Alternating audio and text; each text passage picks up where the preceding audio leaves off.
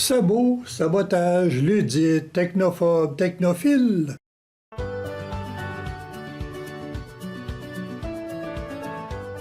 Il est assez facile de comprendre que sabotage, ça vient de sabot. Un sabot, là, c'était une ancienne chaussure faite en bois. Ça coûtait pas cher, c'était solide comme des bottes de travailleurs. Pas besoin que ça soit irréparable, ça s'use pas. Quant au sabotage, c'est l'activité des mécontents qui craignent la technologie des métiers à tisser parce qu'ils sont devenus mécanisés.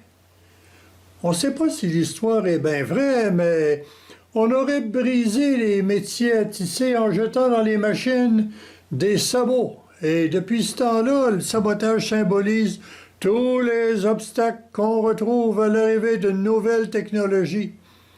Si on me demandait quelle est la technologie la plus ancienne, la plus importante pour l'évolution humaine, je dirais les supports de l'écriture, ce qui a entraîné le développement des alphabets correspondant aux sons, des idéogrammes et des hiéroglyphes, le minéral, le végétal et l'animal. C'est le support minéral qui fut perfectionné en premier pour écrire. On faisait des briques avec de la glaise puis de la vase. Puis on faisait sécher ça au soleil. Et avant que la brique durcisse, on écrivait avec un genre de poisson. On écrivait alors en cunéiforme. Et on écrivait aussi directement sur la pierre. La pierre de Rosette comprend précisément un texte en 3 langues alphabétisées. Le support végétal devient papyrus. C'est beaucoup plus léger et facile à écrire avec un calame. Ça, c'est l'ancêtre du crayon. Le support animal développé à l'est de la Méditerranée est en fait des peaux d'animaux tannés. On appelle ça du parchemin, devenu une sorte de papier de luxe de nos jours. Si on lit sur une pierre tombale ou un bronze, on est minéral.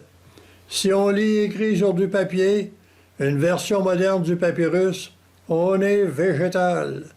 Si on utilise du parchemin antique, on est du règne animal.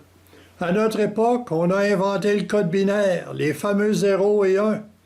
Et le support de l'ordinateur avec tous ses formats, j'appellerais ça le règne digital. On a bien le droit d'en ajouter. Aujourd'hui, on est surtout végétalien et digitalien. Est-ce qu'un nouveau règne se fait sans obstacle, sans technophobe, sans sabotage, sans réticence? Ah non. Par exemple, lors de l'invention de la presse, Gutenberg a pu imprimer des livres, des bibles. Chacun a pu en avoir un exemplaire et lire lui-même. C'était toute une merveille.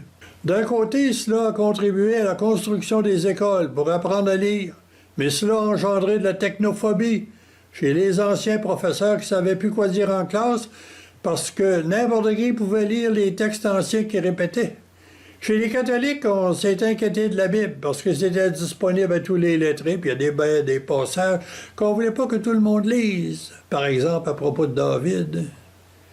Cette résistance a augmenté le pouvoir des protestants, qui, eux, voulaient que tous étudient la Bible directement avec leur exemplaire en main.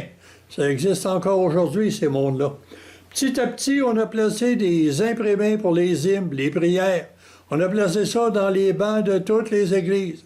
Et les catholiques ont fini par faire la même chose. Revenons à l'époque actuelle. On est tous devenus semi-végétaliens ou lecteurs de papier et semi-digitaliens ou partisans de l'ordinateur sous toute forme, jusqu'aux tablettes, téléphones. C'est devenu des micro-ordinateurs capables de communiquer et d'échanger tout ce qu'on veut. Ben du monde ne sont pas capables de le lâcher. La résistance se manifeste surtout dans le monde scolaire.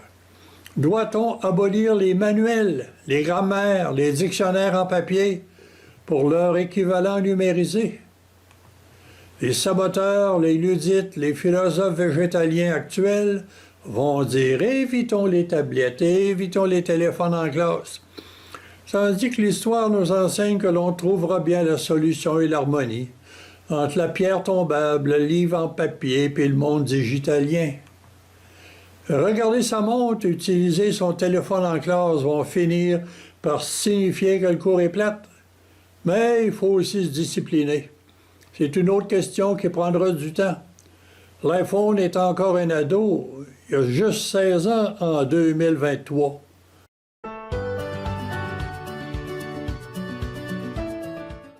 Mais le téléphone, tu n'es pas obligé de regarder ça tout le temps, là.